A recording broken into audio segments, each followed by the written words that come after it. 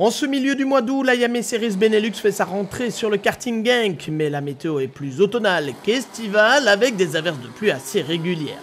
36 pilotes se sont donné rendez-vous dans la classe X30 Junior des 12-15 ans, une catégorie toujours plus internationale avec un Écossais leader du championnat et en pole position, il s'appelle Cyan Shields. Derrière lui on retrouve deux Néerlandais, Nathan Ottink et Bart Ploeg. Quatrième, Noah Maton est le meilleur belge au terme des essais qualificatifs. On note encore la 5e position de l'allemand Erolind Nuredini. Après les essais qualificatifs, les concurrents doivent chacun disputer 2 manches qualificatives et 34 d'entre eux seulement sur 36 pourront participer à la finale. Dans des conditions souvent très aquatiques, le classement a été chamboulé, mais en bon britannique, c'est Zach Ripley, vainqueur d'une manche, puis 3e dans la suivante, qui se retrouve en tête après les manches qualificatives, de quoi marquer des points importants pour le championnat, rappelons qu'il est l'un des candidats au titre, et se placer en pole position pour la finale. Yannis Stevenhaydens, dans ces conditions aquatiques, a remporté une manche. Le jeune pilote belge est donc bien remonté et il pourra s'élancer en première ligne lors de la finale. L'Allemand Erolind Nuredini, déjà 5e des essais, confirme sa bonne forme sur le circuit limbourgeois. Il est 3e après les 2 manches qualificatives. Belle prestation, en plus de celle de Yannis Stevenhaydens, d'un autre Belge, Lucas Talman, revenu de sa 14e place après les essais pour se retrouver au 4e rang. Lucas devance notamment le Français Pierre Vinjevic, 5e après ses manches qualificatives.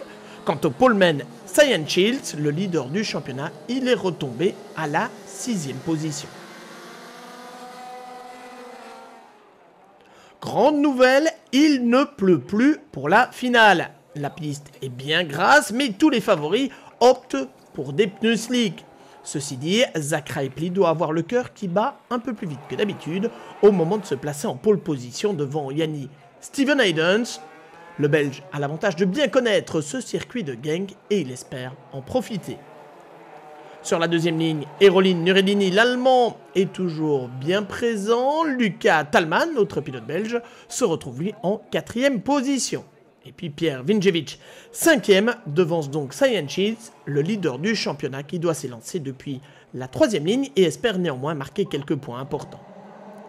Le départ est donné, ils sont en slick sur une piste glissante et regardez, c'est limite pour Yannis Stevenhaydens qui parvient néanmoins à négocier ce premier virage. Et si Zach Ripley a pris le meilleur départ, Yannis Stevenhaydens derrière passe directement à l'offensive. Il a d'abord doublé Erolind Nuredini avant de prendre la tête dès la fin du premier tour. Zach Ripley, Lucas Talman sont juste derrière lui. Au rythme parfois d'une seconde au tour, Yannis Stevenhaydens creuse l'écart. Le pilote du team Eijkman, ce Grand Prix, est décidément le plus rapide. Derrière, Erolind Nuredini prend la 4e position à Lucas Talman. Le Belge qui terminera effectivement 5e de cette finale. La 4e position revient à Viktor Obarzanek, le pilote polonais.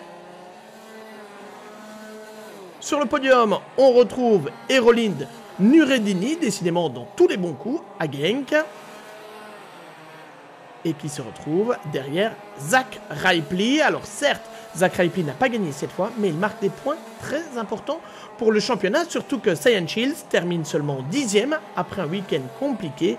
L'écart s'est donc resserré entre l'Écossais et l'Anglais. En attendant, on assistait à une première victoire belge cette année grâce à Yannis Stevenhaydens, absolument intouchable lors de cette finale. Ja, in de eerste ronde j'étais tombé à la 4e place après le départ, mais j'ai pu gagner des positions et boucler le premier tour en tête et puis je me suis échappé. 5e et dernière épreuve de la saison, ce sera Mariembourg qui accueillera la finale de la Yame Series Benelux début novembre.